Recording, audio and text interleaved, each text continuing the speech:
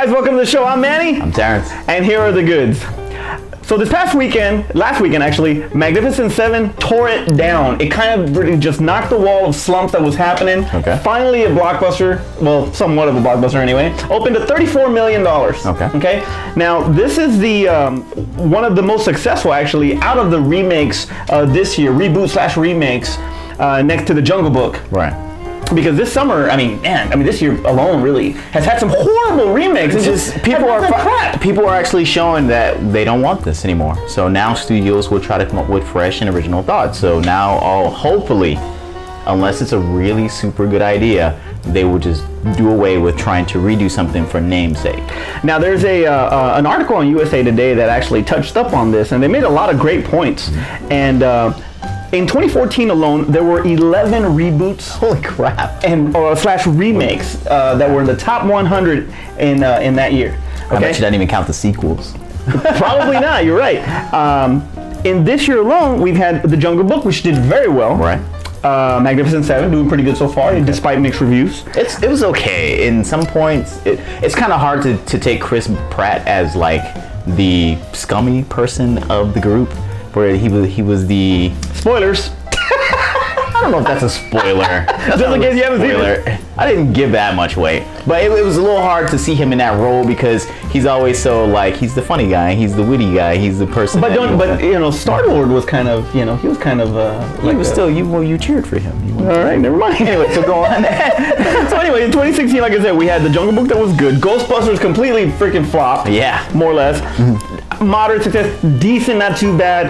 It ain't getting a sequel. And then animated maybe. And then Pete's Dragon, which was greatly reviewed actually, but just didn't make the money. I don't think it had the audience that. Yeah, I don't think it did. I mean, Pete's Dragon, the original, was great. I mean, that was one of my favorites when I was a kid, but I just don't think that it warranted a live action remake. Nobody was like Cinderella, like Alice in Wonderland, that kind of thing, right? So that was that. And then of course the freaking bomb of the year is Ben-Hur. Like you said a few shows ago about it's the sequel nobody asked for. Yeah. Nobody wanted it. Exactly. Exactly like Pete's Dragon. Nobody asked for that one. So next year it's not going to get any better. I mean, you have the Jumanji, the Flatliners. Oh, no, people want to see Jumanji. Jumanji, Flatliners, The Mummy, Friday the 13th, Stephen King's It, and this one I know is going to do very well, and that's Beauty and the Beast. Okay. So that one, these are all the remakes that people want. All the remakes that people want are coming out next year. Not Flatliners. Or The Mummy. Well, the only reason why not Flatliners because we got the. It was a cult hit though. It's a cult hit. No, remake cult hit. The what was the movie with what's her name? They just came out with it. It was a Blumhouse production too. It was this really small film. It was kind of like Flatliners, and I can't think of the name. I'm gonna. Who's in it? I can't remember the chick's name. Dude, I'm bad with names. We know this. What did she come out in? She was in a movie where she was a girl and she did a thing, and then they ran credits, and that's how it ended. That's it. Okay, I got you. I have no idea what you're talking about. All right, like 30 minutes later, it's gonna pop in my head. Yeah. All right. It's safe to say that some of these reboots, you gotta let some time pass, man. Like look at the freaking look at the Spider-Man. Right. Okay. 2002 it came out. 2007. That's the worst example you can give. Hold on, but 2003 was Spider-Man 3, and then it gets remade again. And freaking, Oh, you're trying to say don't do what Spider-Man did? No, yeah. I mean, let some freaking time pass. Okay. They're thinking about. Of course, there are some Untouchables, and this one that I was about to say is an Untouchable. No, an Untouchable. Jaws, you're never gonna touch that until they do it. Back to the Future, you can never touch that because he won't let them do it. Right, because he controls it. They can't. So they want to do it. They can't. There's just classics that you just can't touch. You know what I'm saying? Oh, we forgot the sequel to the Turtles. They remade that. They remade that. But you got to remember that when the 2014 one came out, the last one didn't come out. Actually, the first one came out in 89, 90? 90. It came out actually in 90. Right. So now, not talking about the sequels, but just the original itself was 90. So you've got to just let some time pass for some of these titles to rejuvenate. You have to let another generation get familiar with it. Come into where they're not familiar with it, where you can reboot it. You can get the old audience that was familiar with it in a new generation who had not heard of it. So. Right. And Force Awakens, I mean, that's that integrated both the nostalgia and the new pretty well. Basically, everybody knows it's still the New Hope, but still, you know, the way Abrams did it, I mean, you know. So even though it was a sequel, we're still going to count it as a remake because basically it was a new. Exactly. So I don't know. I'm still looking forward to some of these next year, especially Beauty and the Beast. I have to admit, I do really want to see. I kind of want to see that. It's right. The ones that they gonna do good, and it. They picked some good properties that had not been done in a while. Yeah. And that still had a good fan following. Disney in live action, that's just, they've got a good track record going. It's like you do a live action version of a Disney cartoon. Those have been doing well, except for Through the Looking Glass. I was going to say Maleficent, but didn't do that well. But oh yeah, it did. It was a sequel. Yeah, there's no Maleficent sequel. Is it? Maleficent was a prequel to Sleeping Beauty, but it was still, but it made like a lot of money. It was so long it seemed like it was 2 movies. Well, it made a lot of money. So there are some titles, and you're right. You know, when you kind of remake those cartoons, I mean, it's interesting to see how they're going to bring those to life. I mean, The Little Mermaid is going to come out pretty soon too. I don't know. So that'll be coming out pretty soon. Yeah. And I just hope they don't do Aladdin. I mean, you just cannot replace. They're going to. You just can't replace Robin Williams. They're going to. Just like that, you didn't think they were going to do Jumanji, and they're doing Jumanji. A remake of Robin Williams. Actually, The Rock actually came out. Hollywood, you whores. The Rock actually came out and said this is not a remake; it's actually a sequel based on the characters. Yeah, and they're gonna they're supposedly gonna show homage to Robin Williams. So another reboot that was actually supposed to come out next January was Friday the 13th. Okay. The last time that Jason was on the screen was in 2007. Sure. Wasn't it? 2009. It was in 2009. That's the one where Derek Mears played Jason. Decent remake. It had a great beginning. The kills were kind of soft.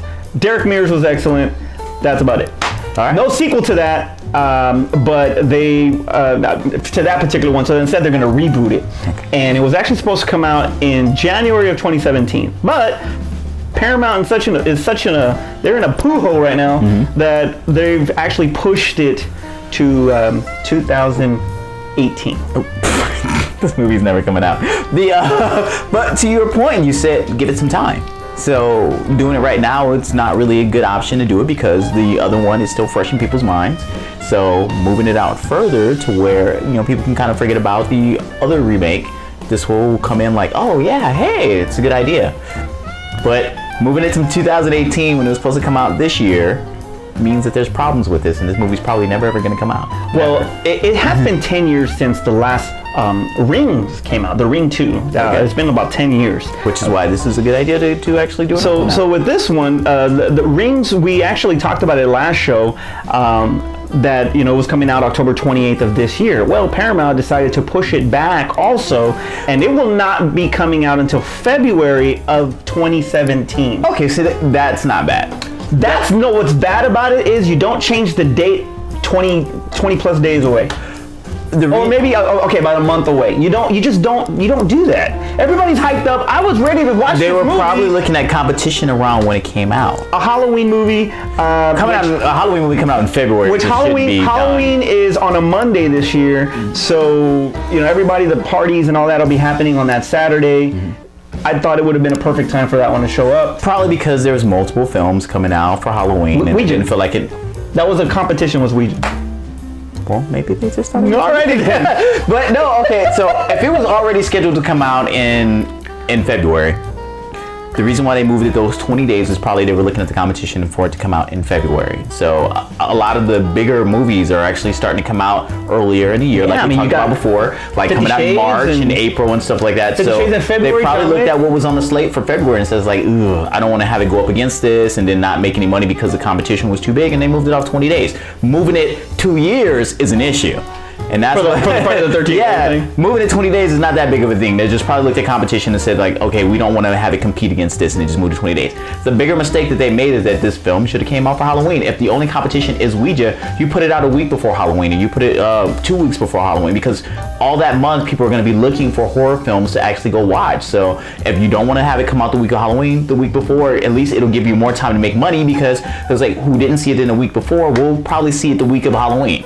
And you're looking at and you're looking at probably a few weeks where you're just going to have to go back between Blair Witch, Don't Breathe, and Miss Peregrine's Home of Peculiar Children. That's about the only real Halloweenish until you get to the 21st when Ouija comes out. Right. Then you'll have that, but Maybe they didn't believe in the strength of the title at the time. Maybe maybe they do want to, because like you said, you know, right now you can release movies at any time of the year. Yeah, it really doesn't matter. And I think maybe they do want to push it out there to have that early part of the year. Underworld is going to come out in January, so that Resident Evil is going to come out, I believe, in January. So you know, you're going to have this horror competition early in the year. So horror usually actually does a little better in the beginning of the year because they don't have to fight the blockbusters. So yeah, exactly. Because the blockbusters are coming. They're coming to the beginning of the year. You know, they don't have to deal with Rogue One. I mean, Rogue One would have already died down, and then boom. Maybe it could be a panic button. Also, there was a movie that Paramount did called Monster Trucks. And it was about this guy. The trailer? It was about the guy that has a big monster truck, and there's an alien or a creature that gets in the truck. Did that already come out? No, there were trailers promoting this thing, and this thing has actually been pushed back like 3 times. Now it's actually going to be coming out next year in 2017, but they're already looking at this title, and we talked about this a few shows ago about Paramount losing $500 million in the next 2 years, and you were talking about what titles they already look at as bombs. This is one of the titles. It looks bad. They should VOD this movie. This does not come out in theaters. $115 million they plan to lose. This looks like for this movie. This looks like with like those Spy Kids. Well, it's not like Spy Kids, but like that's who the audience was for. Like when they kept releasing the Spy Kids sequels and they were going straight to video, and it was like, look, the effects in the movie, I guess for the monster, look pretty decent, but just the whole point of it is why? Yeah. Why? Yeah. Why? It's like a monster that hides in a monster truck. Why? Remake E.T. if you're gonna do some crap like this. Man, that's hilarious. So, we talked about trailers last week, and one of the trailers that we saw was 50 Shades Darker, and that is just blowing up on YouTube. You know, close to, you know, over 100 million views on it. It's just going to be something. Women are out there buying their tickets. Oh yeah, you got those housewives, you know, that are turning the stools upside down and going to town, baby. So, men, hang out at the theater on Valentine's Day. You don't need a date. Just hang out at the theater. You'll find some love. So there's a YouTube user by the name of Nerdy Hero who has actually created a 50 Shades parody mashup video of the Joker and Harley Quinn. Okay. And it's called 50 Shades of Joker. Have you seen this yet? No, I have not. It's actually pretty freaking good. You guys need to check it out. It's awesome. They did an amazing job on it. It's pretty freaking sweet. When I saw it, I was like, wow. And then they put all these parts and pieces together, and you know, it looked legit, man. Is it awesome. The different Jokers or just? It's Jared Leto. They took scenes from the Suicide Squad. The 3 scenes that he was in Suicide Squad. Exactly. Those together. So if you want to watch made a video. if you want to watch all of his screen time, watch the video. There you go. You don't even have to go watch Suicide Squad. Just watch that video. Or Purple Lamborghini. He's more in that video than he is in the movie. Oh, that's hilarious. Speaking of Suicide Squad, okay. Already, 720 million worldwide. Critics who? Critics ain't got nothing on this movie, man. It's the audience. They're the ones that pay the money. They're the ones that are going to see it. They're the ones that count. David Ayers made it for the fans, and the fans have spoken. They love this movie. The original Ninja Turtles. Did you love that movie? The original? Yeah. Oh, I loved it. Yeah. That's like at like a 20% on Rotten Tomatoes. Yeah, and you know what? That one, yeah, now, back then though, and it was going back and forth. Some of y'all are really young for this, but I remember the box offices on a lot of movies, and this particular one for Turtles, 90, back and forth with friggin' Pretty Woman. They were going back and forth, back and forth, back and forth. So yeah, it was a big one. That was back in the, man, that was so long ago. Jeez, I don't want to think about it. I'm gonna forget it. All right. Anyway, so yes, the international public loves his movie. Yeah, and that's all it really takes. It doesn't matter if a movie's good, Michael Bay. As long as people will pay for it, as long as people will pay money to go out and see the film, the franchise will live on. And that's what happened with this one. The movie had a lot of faults, but it had enough going right about it that people still enjoyed the film, and that's all that matters. If people are gonna pay to see it, it's gonna go. And I'm gonna call it right now. November, we'll do Suicide Squad. You don't hate. Yes, let's do that one. Let's definitely do that one. In the first week of November, to celebrate, you know. Because man, I know it'll probably hit about 800 million, 900 by then. Yeah. So you don't hate Suicide Squad. Okay. November. I'm down for that one. Another milestone that it actually that it got was the soundtrack. and the soundtrack has sold 500,000 copies. Somebody's iPod playlist. Somebody's iPod playlist. I know, right? Really. And it's gone gold. It's gone gold. Sold 500,000 copies. How does that? Wait. They're getting credit for putting together a bunch of songs people already liked. There was no original created songs in there. Well, what was composed I'm for that? Sucker for Pain. Aspen, who did Sucker for Pain? Imagine Dragons, wasn't it? Ex-Ambassadors, Imagine Dragons, Yeah. Logic, Lil Wayne, and ASAP. And then you got the Heathen song from the Once again, Pilots. already popular songs. No, I think some of those were for the movie. Yeah. Really? Yeah. Now, you do have a point because you have Bohemian Rhapsody, you have some of these titles. So yeah, you're right. And for this collector's edition, there's going to be other songs that are going to be included in the collector's edition. So for those of you that have not bought it, you are in for a treat because there are 3 songs. The first one is Super Freak by old boy Rick James. You can just go buy a Rick James compilation album and hear Super Freak. The next one is You go buy MC Hammer and go hear Super Freak. It was called You Can't Touch This. And the other one is Rather Go Blind by Etta James. And Spirit in the Sky by Norman James. I wanted to throw the James in there, but no, I'm kidding. His name is Norman. Norman Greenbaum. It took a minute. All jokes don't always land. They don't always land. If you were catching on to the James thing. It was LeBron James. It was a slow burner. Anyway, it was Norman Greenbaum, I believe his name is, and he did Spirit in the Sky. These 3 songs are going to be included in the collector's edition of the Suicide Squad soundtrack. Okay. So look for that to be coming out pretty soon. Got to make their money somewhere. All right. In Transformers 5 news, Oh God. get your engine ready, sir. God. Get your engine ready. God. All right. Mark Wahlberg is on a promotional tour right now, promoting his new movie, Deepwater Horizons, that actually opens this weekend. Right, okay. And gotten some pretty good reviews and all that, so it's based on a true story. But anyway, so he's out and about doing his thing, and they ask him about Transformers 5. Because they don't care about this movie that you're in. All they care about is Transformers. Does the oil rig that you're on transform? Oh, that's funny. That's actually funny. So, That's hilarious, actually. I would have asked that question. Hey, so Marky Mark, so this Deepwater Horizon, does the oil rig transform? That's it. Is Optimus Prime going to save you guys out on the oil rig? your character is an inventor. Did you invent something that created this horrible accident on this rig? All right. Because I'm an inventor. So You're an inventor like me. So they were asking him about Deepwater Horizon, and then the topic of Transformers 5 came up. They asked him questions on it, and he said that it's going to be an amazing movie, and that the fans are really going to love the mini Dinobots.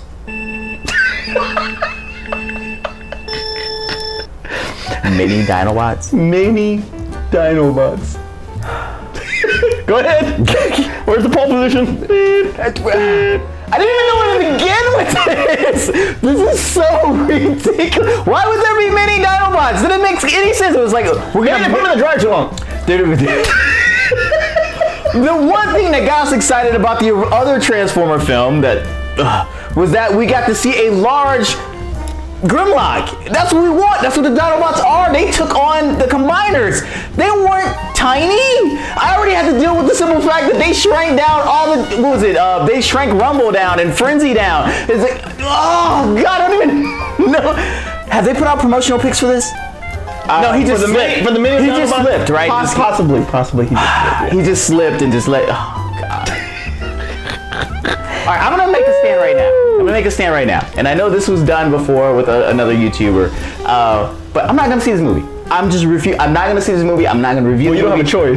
No, I'm not gonna see this movie. You are part of the media now, more or less. So I am not gonna see this movie. You're gonna see this movie. You're gonna do a review on it. I'm not gonna see this movie. I don't care.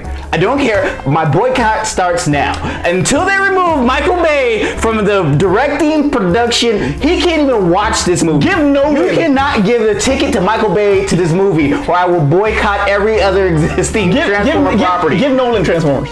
Yes, that would be great. Give me Steven Spielberg. Do my Transformers. You know what? Film. We always talk about visuals. Let's have Zack Snyder take a stab at Oh God, he'll just butcher the story. All right, never mind. Don't do that. It'll look pretty, but he'll butcher the story. Well, don't boycott it just yet. After you hear this, you will boycott it though. I'm already boycott. I'm done already. I'm out. Transformers: The Last Night is basically gonna KNIT whatever. It's gonna actually involve King Arthur, Merlin, and that kind of thing. It's visionaries. Now it's visionaries. If that's not bad enough. And there's a crossover to Visionaries and Transformers. Yes, exactly. That's exactly what's going to happen. Where he got this idea, I have no idea. But there's some controversy revolving around this title right now because Michael Bay decided to film certain scenes in Blenheim Palace, home of Winston Churchill, and turn it into Nazi headquarters. With actors playing Nazis in the movie. Why are we getting Nazis in a Transformer film? Is Optimus gonna be versus Hitler? He does this because he knows it annoys me to no end. I wish I could ban Transformers news from this show because it just bothers the hell out of me. What the? Yeah. Okay. I'm good now. I'm out. I'm tapping. I'm out. There you go. You tapping. I'm out. I am done. I'm not watching the cartoons no more. I'm not watching. Hey, that's blasphemy. Generation 1. Oh God, I'm done. They said that they were gonna give us good ideas when they had this whole Transformer little summit meeting thing, and then this is what we get. They let Michael Bay come in, and this is what we get. A lot of people have taken offense to this, you know. Yes! It's Nazis on Winston Churchill. What the heck? Okay, so yes, that part too. But what the hell does that have to do with the Transformers? I don't know. His grandson has stated that this is completely, the story is ridiculous, and all of this is completely pathetic. That this is happening. This is a controversial decision by Michael Bay. What do you think what would make him even go this route? Okay, I'm gonna try to rationalize this. He's doing like they've done in all the other Transformer films.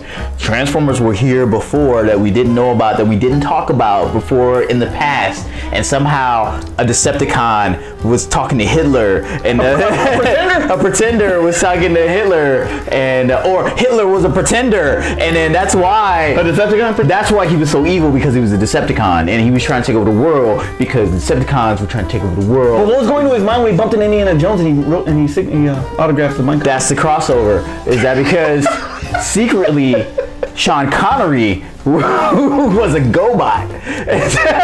Oh. See, you were doing good. And just completely. This movie's stupid. I don't care. This movie's stupid. I don't understand how movies like this get greenlit, yet we can write a movie. Nothing. Shit. Stuff like this. No. Shit. Get greenlit. And people are like, yeah, I'm just gonna. How much you need? You need $250 million to make this. That's all. It's about Nazis and Transformers and Winston Churchill? Sure. In present day. Yeah, here's your $250 million. Now maybe it's a flashback scene. I don't know. China, much like China. Listen to me. Stop watching these movies. I know they seem fascinating, and I know they just opened up the market for you guys to see Western films. Yes, there's some crap you just don't need to see, and this is it. Stop watch a dang on Star Wars movie. Let it make more than $50 million. Watch a Star Wars film, not this crap. Don't do it. Yeah, I think it's pretty out there. It looks like he's really reaching on this one. I know that part of this is flashback, much like Dark of the Moon, where they're pretty much integrating the real life of, the real backstory of the landing on the moon and John F. Kennedy and all that stuff, integrating that in the story. Maybe that's the route I assume that's what they're trying to do. But doing a flashback with Nazis and Hitler and all that stuff, and King Arthur and Merlin. This is not this type of film, and it's like, kids watch this movie. Kids, what are they gonna get out of this? Yeah, but doing it on that hollowed ground, I just wouldn't. That's just ridiculous. You know what? Civil War was a good tie-in for history. Give me, give me Transformers the movie. Don't give me certain characters. Give me Transformers the movie. Make that live action. Give it to fucking Disney if you have to. They can make a good movie. They can make a freaking great adaptation from cartoon to live action, and give me that already, and we're done. Disney doesn't own the property. I wish they could buy it. All right. Anyway, you're wondering why you're losing $500 million, Paramount. I don't know. Give me relying on Transformers and Jack Reach Around. That's what they're doing. I don't know. I don't get it. Jack Reach Around. Speaking of, check out the Blu-ray. Speaking of Jack Reach Around. Speaking of Jack Reach Around, check out the Blu-ray for Transformers. It's already out and about. I bought it. The restoration looks beautiful. Great special features. Check it out. It's pretty awesome. See, they talk about how they hit through in the curse words to Transformers so that they would get a PG-13 rating. Yeah.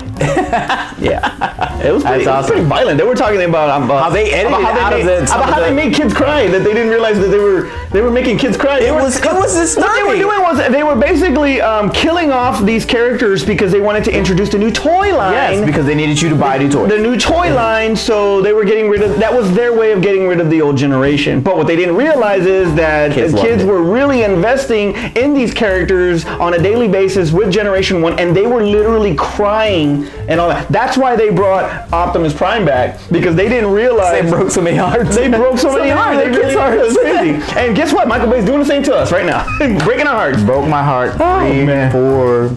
I'm about to be a fifth. No, it's not be a fifth time because I'm not watching this movie. I don't care. So welcome to October. We're in October now. Yes. October now. Halloween is coming up pretty soon, and for the month of October, all of our top fives are going to revolve around horror and Halloween type, more or less, I think pictures and more or less, I think all of our videos this month will be revolving around. All of them will be pretty much revolving around that. We got You Don't Hate Nightmare on Elm Street Part 2 coming out pretty soon, so keep an eye out for that. Keep your eye out for that. Yes.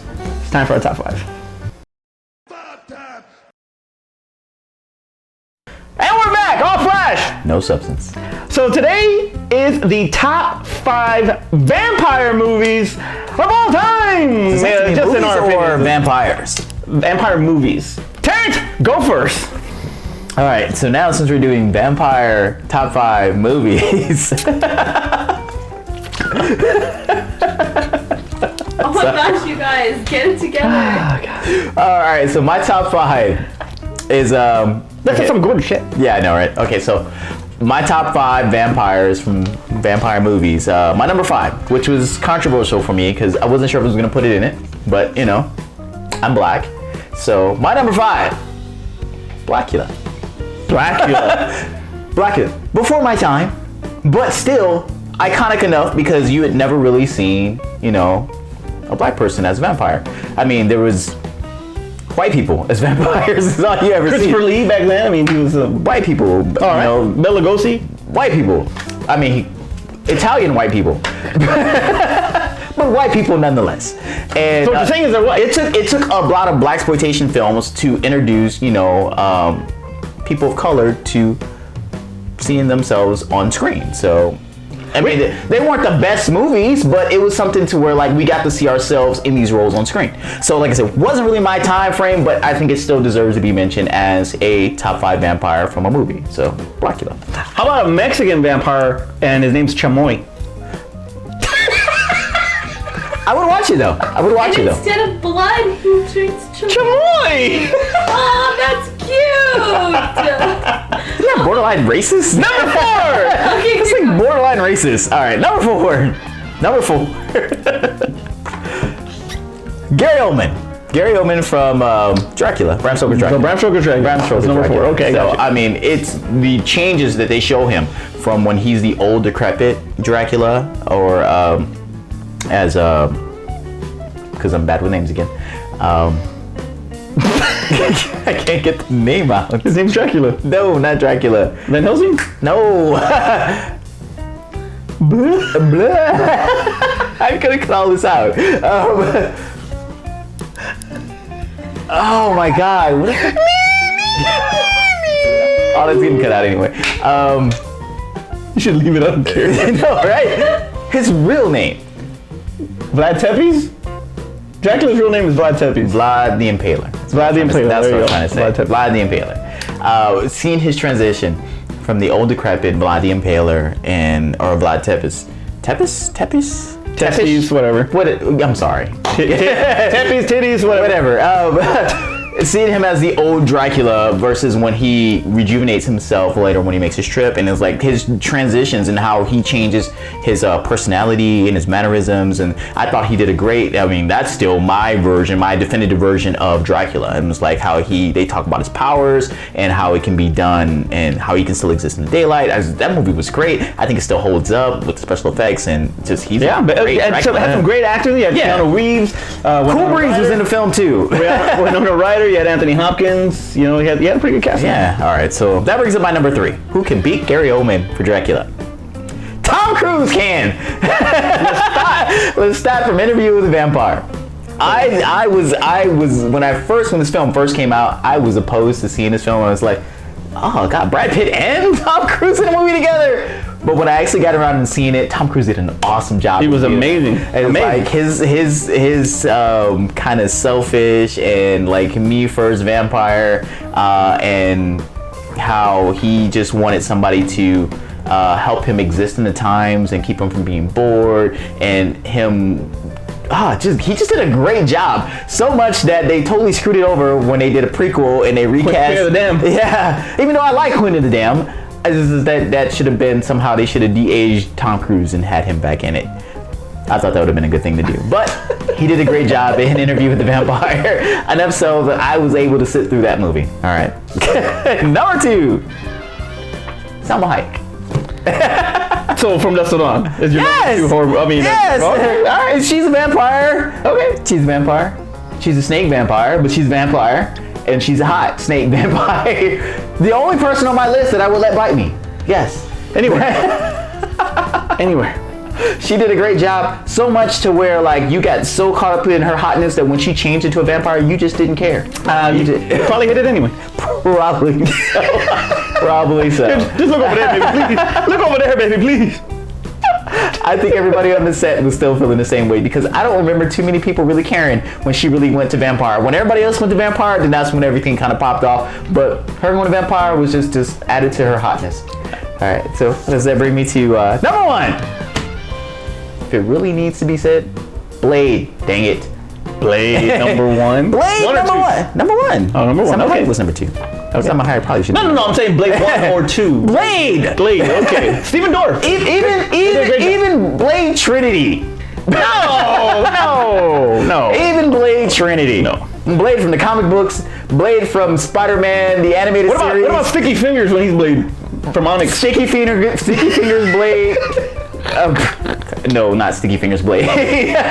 But Blade. Well, the fingers been that it's sticky. Wesley Snipes' Blade was awesome. Right. So much that it was the first rated R.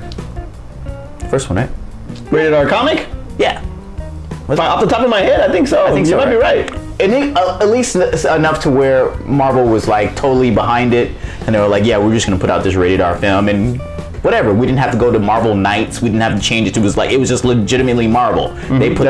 They put this film out. 1998. You know, Wesley Snipes did such a great job that he himself set up this franchise, and they're in talks with him right now to kind of reprise his role, but maybe not. He's more of a Whistler character. Maybe the Whistler, yeah. But still, he did a great job. It was action. It was vampires. It was scary. It was awesome. It was comic bookish. And Stephen Dorff, like I said before. And Stephen Dorff was not on my list. No, but I'm saying like his role. Oh, but his role in the film. Deacon Frost was awesome. He did a great job, and I think that movie still holds up. He did a good, awesome job. Absolutely. And that's why he is my number 1 vampire. Well, vampire he can kill other vampires. Okay, all right. Vampire that kills other vampires. My number 5 vampires is actually just From Dusk Till Dawn. That's number 5. You're gonna call the whole movie? I'm calling the whole movie. That's what I thought we were picking vampires, not movies. It's vampire movies. That's not what what you said. That you're awful. Anyway, number 5 is From Dusk Till Dawn. Great vampire movie. George Clooney was awesome. Quentin Tarantino. Some of the makeup was kind of off. I did not like it that much, but definitely From Dusk Till Dawn. I swear he told me no. Top 5 I vampires. said top 5 vampire movies. Anyway, number 4, The Vampire from 30 Days of Night. That movie was so freaking awesome, and you got a new take on the vampires because they were no longer just Two Fang and that's it. They were Two Chains, but they were not Two Fang. Two Chains, but their teeth were like bottom and top. You know, they were like just you know, they had freaking just nasty teeth, nasty mouth. They were just disgusting. I think the better part about that movie is the fact that don't live in Alaska. Yeah, absolutely. But the makeup was amazing, and Josh Hartnett, you know, did a great job. But the makeup was great. New spin on the whole vampire thing. It was awesome. Number 3 classic movie, scared the crap out of me when I was little. Salem's Lot. You ever see that one? That was Stephen King's Salem's Lot. There's a part in the movie where the brother or whoever is tapping on the little brother's window, and he's telling him to let him in, and his eyes are all, and it's just completely insane. It's insane. So that's definitely freaked me out. Great movie, good makeup. Number 2 is Fright Night. Chris Sarandon. You got freaking Marcy Darcy from Married with Children in there, William Ragsdale, freaking the great Roddy McDowell. My list doesn't work. Your list sucks. Because you told me top 1 vampires. No, I did not. Aspen, what did I say? Top 5 vampires. From movies. Thank you very much. Movies, anyway. Not their movies. From movies. Anyway. Not their movies. Fright Night, number 2, great freaking vampire movie, was amazing. Number 1. Now, this is going to be completely debatable. Everybody's going to probably give me crap, but it's all right. I love this movie. It kind of means something to me because I saw it with my mom back in the day. The Lost Boys. One of my favorite vampire movies of all time. Freaking Kiefer Sutherland was just made to play freaking David. Yeah. Great performances by Jason Patric. Great performances by Corey Haim and Corey Feldman. The rest of them were complete dog crap, but this particular movie was just amazing. I mean, I could even buy Edward Herrmann as the older vampire at the end, but regardless, it was awesome. I lived in Santa Clara. A lot of that hit home when I was young. It was insane. Check out The Lost Boys. Amazing movie. Honorable mention, sir. Well, now you're limited to movies. Near Dark. Amazing movie. Bill Paxton. Great Nosferatu. It's another good one. I mean, you know, Dracula with Bela Lugosi, and basically gave us our whole interpretation of what Dracula is. Yeah, absolutely. I mean, just him coming up with the top of his Italian accent. He was even buried in his Dracula uniform. I mean, or you go back to Nosferatu, who, you know, method acting. Back when method acting wasn't a thing, method is like he was the vampire, like showing up on set. He was a vampire. Offset. He was a vampire. That's who he was. Other vampire movies. Turd, you're awful. I don't have any other vampire movies because I didn't prepare for that. You're insane. But my other honorable mentions, because they need to be said, is The Count from Sesame Street. The Count. The Pimp. And Count Chocula. Count Chocula. Very nice. All right, well, my honorable mentions. Blade 2. Chloe Grace Moretz in Let Me In. That movie was freaking awesome. She did such an amazing job in that movie. Go check that out. Great movie. Interview with the Vampire got Tom Cruise, Lestat, and Brad Pitt. They did really well. But Kirsten Dunst too. Was also. As a little girl. She was pretty creepy in there, so that was a pretty good one. Near Dark as well. Dracula, but starring Frank Langella. That's old school right there. That's back in the like 78, 80, something like that. And that one was pretty freaking creepy also. So that's another good one. Bram Stoker's Dracula, I had that. Once Bitten with Jim Carrey. That's so comical. I didn't want to put that on my list. It's so comical. And just for a few of my viewers out there that have mentioned this movie, Vampires, starring James Woods. Decent movie. It was okay. It's John Carpenter's Vampires. You know, that's for you. What about you already know who you are. What about Dracula 2000? I did not like Dracula 2000. I thought it was cool. I think they did some cool 3000. One more eps. What was it? I thought it was Transylvania 25,000, 35,000. What was it? Something like Transylvania 65,000. Transylvania 65. Oh. Freaking Michael Richards was awesome in that movie. Freaking amazing movie. That movie was so stupid. It was stupid. It was so stupid, but it was funny, man. It was so damn funny. Never mind. Go and watch this movie. And of course, Vampire in Brooklyn. No. That was one of Eddie's mistakes. As a matter of fact, that's when Eddie jumped the shark. That's when he was like, not Pluto Nash. He was on like his 5th or 6th shark by then. It's both in. It was okay. Awesome. The freaking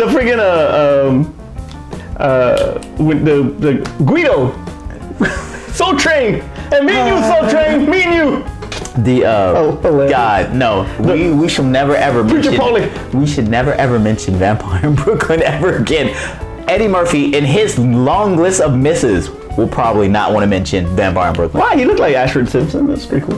He actually did. He actually did. That's like, it looked like whoever did his makeup and stuff, it was like, we're just gonna make you Ashford Simpson. That's what we're gonna go with. Oh man. So tell us what you think. Whether it's your top 5 vampire or top 5 vampire movies. Put it on the comments below. Please do. Terrence, take us home. Ah, man. He totally screwed me over on my list. I'm so upset about that. I told you what it was. All right, so you messed with it. Guys, make sure you guys like and comment below. Make sure you put your top 5 movies, vampires, below. Way below. Correct my mistake for this show, but put them down below so that way we can discuss and see what you guys come up with. Make sure you like so that way we know if you guys are liking the topics that we come up with every week for top 5. And also 2, I think we had some information from Aspen in the back about somebody we wanted to let you know about. This is we just wanted to shout out to Mr. James with Alley Whoop. Alley Whoop. Yes. Check out his stuff. He does amazing work with crackers. Yes, and if you like crackers like I do,